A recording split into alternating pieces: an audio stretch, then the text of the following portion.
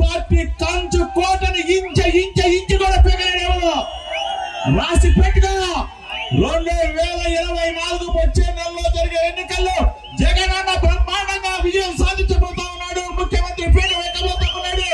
మైలవరంలో మన తిరుపతిలో గెలవబోతా ఉన్నాడు. మన అన్న పార్లమెంట్ సభ్యుడు కేసినేని నాగన్న 150,000 మెజార్టీతో గెలవబోతా ఉన్నాడు. ఇది రాసి పెట్టుకో. చరిత్ర రాసి పెట్టుకోమని చెప్తూ సిద్ధమా సిద్ధమా ఎలకొన్నాను సిద్ధమా సిద్ధమా రెడీనా? తిరుపతిని గెలిపించడానికి రెడీనా? కేసీఆర్ నిలిపించడానికి రెడీనా? జగనన్న ముఖ్యమంత్రి చేయడానికి రెడీనా?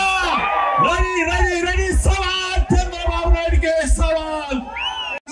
మన ఆరోగ్యపరంగా ముందడుగు వేయడం కోసం జగనన్న ఉన్నాడు. జగనన్న మనల్ని కంటికి రెప్పలా కాపాడుకుంటా ఉన్నాడు. కాబట్టి జగనన్న వెంట ఈ రాష్ట్రం మొత్తం 5 కోట్ల మంది పరుగులు పెడతా ఉన్నారు. ఆలోచన చేసుకుని అడుగుతా ఉన్నా, పొత్తులు వీళ్ళకి పొత్తులు కావాలా? ఎక్కడ పోరాడతారా మీరు? 2014లో మీరు పొత్తులు పెట్టుకోలేదా?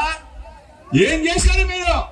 మళ్ళీ వీళ్ళిద్దరు కాకుండా రేపో ఎల్లుండో ఢిల్లీ పోతారంట మళ్ళీ కాళ్ళు పట్టుకోవడానికి. సన్నాసి వేదవారా. ఒక్క మా జగనన్నను ఓడించడం కోసం, ఒక్క మా పార్టీని ఓడించడం కోసం మొత్తం కూడా కలిసి కట్టుగా వస్తే ఏం చేస్తారా? ఏం పీకుతారా మీరు చెప్పేస్తా ఉన్నా. చంద్రబాబు జుట్టు పవన్ కళ్యాణ్ బిక్కో, పవన్ కళ్యాణ్ జుట్టు చంద్రబాబు నాయుడు బిక్కో. మీ ఇద్దరు ఢిల్లీలో బిక్కోండి. ఏం బీకారు?